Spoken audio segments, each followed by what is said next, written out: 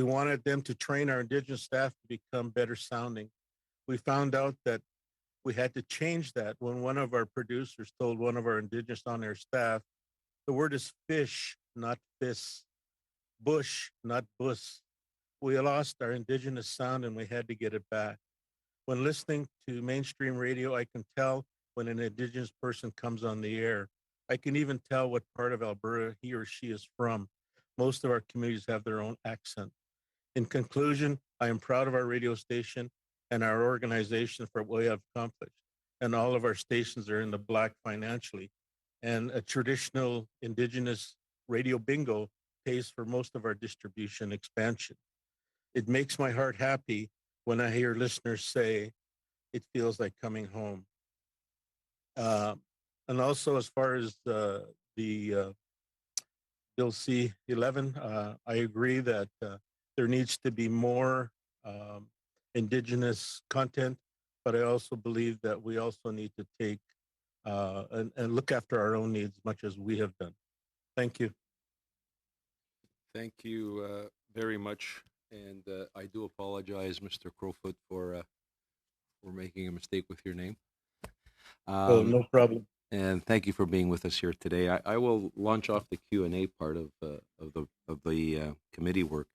And this question is open to all of you. In accepting the United Nations Declaration of the Rights of Indigenous Peoples, the current government committed to considering through consultation the impacts of all federal legislation on our Indigenous people in Canada. When the legislation was adopted, Minister Lemedian Bennett stated that, and I quote, this piece of legislation provides the foundation for transformational change in Canada's relationship with Indigenous people.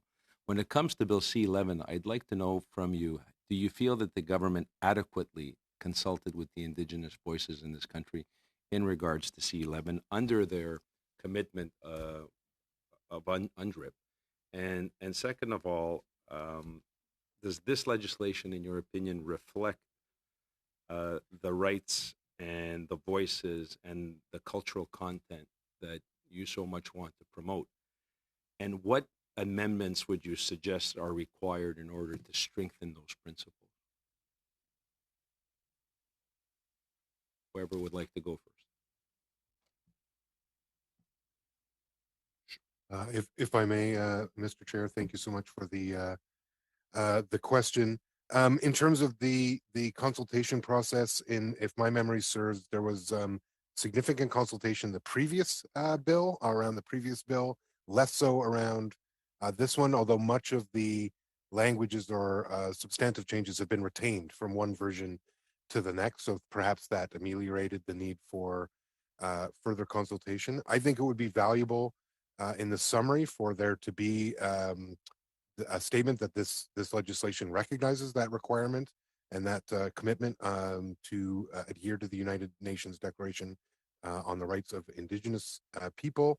I think would also be useful to recognize that Indigenous storytelling encompasses things that might be constituted journalism, and that there's some blurring of the lines in terms of how we might approach those definitions around storytelling to ensure that is reflected. I'd ensure in the definitions section, again, that Indigenous peoples is defined appropriately so that we have an understanding of what that means, particularly First Nations, Métis, and Inuit, that an Indigenous news outlet is defined as being controlled and operated by Indigenous people. In section 11.1a, I think there should be a separate call out line that says they should involve a significant portion of Indigenous news outlets and meaningfully support the stability of those outlets. I also think that there should be specific mention of Indigenous peoples under sections 27.1, section 31.2, just to reinforce the need for Indigenous presence in the broadcast sector. The previous bill in 91, as my colleague mentioned, barely mentioned us. It would be nice to see this bill go very far in terms of being specific about what it is looking to achieve. And likewise in section 33.1 around the qualifications for arbiters, we would ask that include Indigenous people on any roster of arbiters that is to be settled. That would be the main amendments we would be looking for. Thank you so much for the question.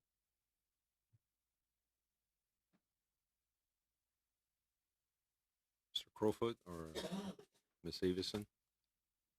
Yes, the thing that we struggle with is when it comes to language. I mean, there's so many. The spectrum of people speaking language ranges from non-existent to fully fluent, and so when a lot of the government legislation talks about language, they just assume that it's either English or French, and everybody understands it. And so there is a difference, and so there should be some uh, effort made to understand more about the state of language, Indigenous language in Canada today.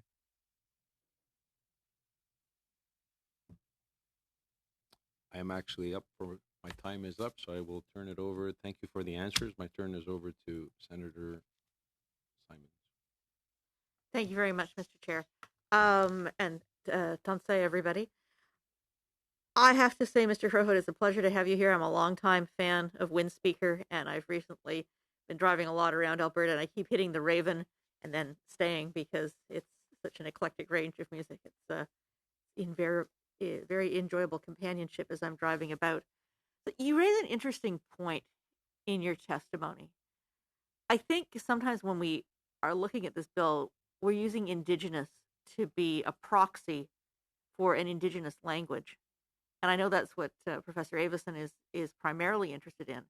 But it seems to me, Mr. Crowfoot, from your testimony that you're telling us that something can be Indigenous and culturally Indigenous, even if it's spoken in English or French, if it's the English and French that is used in Indigenous communities. So do we need to be careful when we're looking at the bill that we're not limiting, Indigenous broadcasting to mean Indigenous in Cree or Dene or Anishinaabe, whatever the language of the region is? When it comes to Indigenous language, the further you go north, the more isolated you are. The language is spoken in most homes. The further you go south, when it comes to individuals like myself, my mother was Soto, my father was Blackfoot, and they had to speak to each other, so they spoke in English. As a result, the 10 kids in my family uh, all spoke English. My oldest sister spoke Blackfoot because she spent a lot of time with my grandparents. Uh, so when it comes to language, like I said, the spectrum of people and what they speak goes right across the board. Uh, I just spoke with one of my employees this morning, and she was talking about, she's not Indigenous, but she feels she's absorbed a lot through working and being with us. And so she, and I said to her, look, Indigenous is not only the color of your skin, it's what's in your heart and what's in your head. And so we have a lot of non-Indigenous people who are learning the language. We have a lot of our listeners.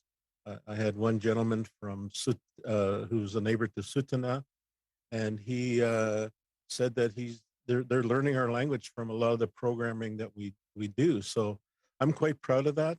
I'm also very much a business type of person, and I don't like relying on government funding because it's not stable. In 1990, they cut funds to Native newspapers, and 9 out of 11 newspapers shut their doors. And through advertising, we were able to stay alive. And today, like I mentioned earlier, we have 4 radio stations. We have 8 100,000 watt transmitters around Alberta. The Raven has been very successful, as you said. It's a wide range of music. It's also the language. Most of our listeners, when they comment about listening to our programming, they say, "I love the language because I'm learning." I mean, we talk about what what's when we talk about the truth and reconciliation and people learning language, and this is a good way of reconciling with non-indigenous people is to teach them more about ourselves.